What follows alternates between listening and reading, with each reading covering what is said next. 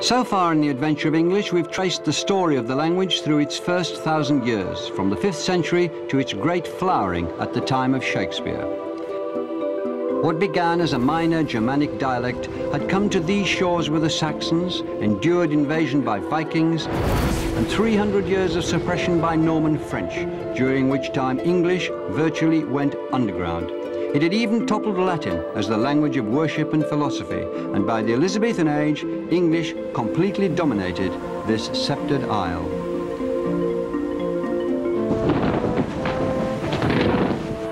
But now, the English language was about to leave Britain. In the next 4 programs, we will tell the story of the way in which English became Britain's greatest export, some would say gift to the modern world, and how it became a global language. We shall see how English travelled to India, where it encountered scores of other more ancient languages, including Sanskrit, which did much to mother our own tongue. Yet even at the end of our imperial rule in the mid-20th century, English remains in India as a major unifying tongue. We'll follow it to the West Indies, where new English dialects have been spawned, as rich and vigorous as the native ones used by Thomas Hardy and D.H. Lawrence. And to Australia, where once exiled English now reaches back to influence the youth of the mother country.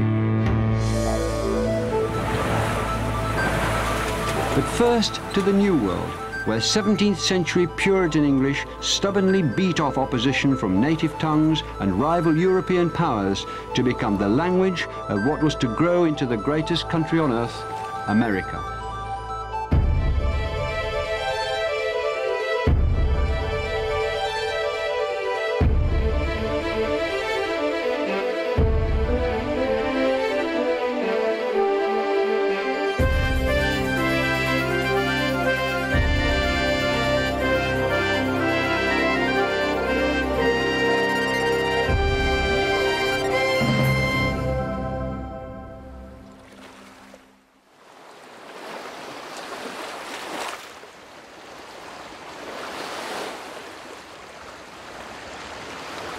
This was the newfound land.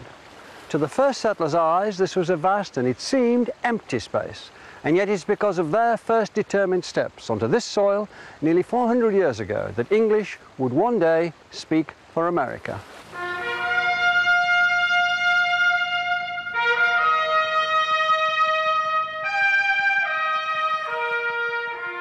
This is Plymouth Rock. It's literally the foundation stone of modern America.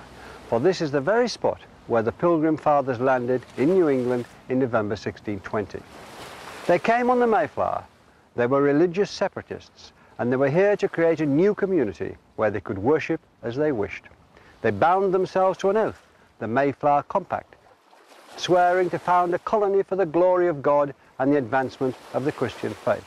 They were, above all, people who lived by the word of God in English. They came from a hard-line Puritan religious tradition which had been persecuted and reviled. They'd been tortured and murdered for their faith in an English language Bible. And to them, that Bible, that language, meant life itself. They weren't the first people on the continent. Native Americans had been here for 30,000 years, and the woods and the plains rang with the sounds of hundreds of their languages. When the Pilgrim Fathers looked around them, instead of a new Eden, they saw what they described as a hideous and desolate wilderness, full of threat and danger. And for the season, it was winter. And they that know the winters of that country know them to be sharp and violent, and subject to cruel and fierce storms. Dangerous to travel to known places, much more to search an unknown coast. Besides, what could they see but a desolate wilderness, full of wild beasts and wild men? And what multitudes there might be of them, they knew not. They were cold, hungry, and prey to sickness. Nearly half of the company of 144 died that first winter. It wasn't going to be easy to turn their oath into reality and to give English its toehold on the land. The Pilgrim Fathers had one advantage, though. They had come here to stay, and they wanted their settlement to be English. New England, they were to call it, but true England might have been more accurate. Their first move was to build a settlement, recreated here, Plymouth Plantation. They lived in terror of the supposedly wild men in the wilderness outside. But before they could even do that, they were to owe their survival to one of those wild men, and an extraordinary encounter with the English language. And whilst we were busied hereabout, we were interrupted. For there presented himself a savage, which caused an alarm. He very boldly came all alone up to the houses, where we intercepted him, not suffering him to go in, as undoubtedly he would, out of his boldness. He saluted us in English, and bade us welcome. So, welcome was the first word spoken by a native that the Pilgrim Fathers understood. The man who'd come out of the wilderness had picked up some words from the English fishermen who worked the coast. Even more extraordinarily, he was able to introduce them to Tisquantum, or Squanto as he became known. He is the most important man in this chapter of the adventure of English. He'd been kidnapped by English sailors 15 years before, taken to London where he was trained to be a guide and interpreter and learned English. Then he managed to escape on a return visit. To the colonists, it must have seemed like a miracle. It was the most unlikely of all coincidences that they should have settled near the tribal home of the man who was almost certainly the only English speaker for hundreds of miles around.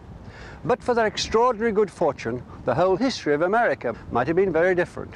For Squanto saved the colony, and who knows, gave America the English language.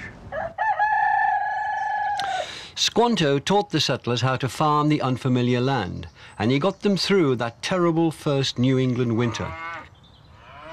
It's almost certain that without him, sickness and hunger would have wiped out the settlers. Against all odds, the English colony had been saved by an encounter with the English language. The adventure had planted its roots in American soil.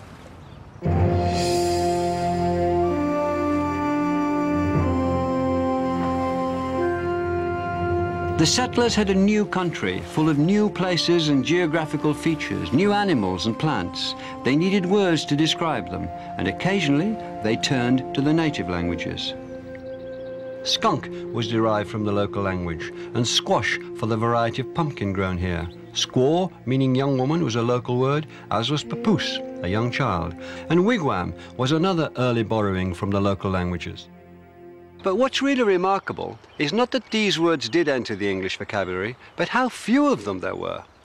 For centuries, English had been borrowing words in their thousands from Latin, Danish, French, and every other language it had come into contact with.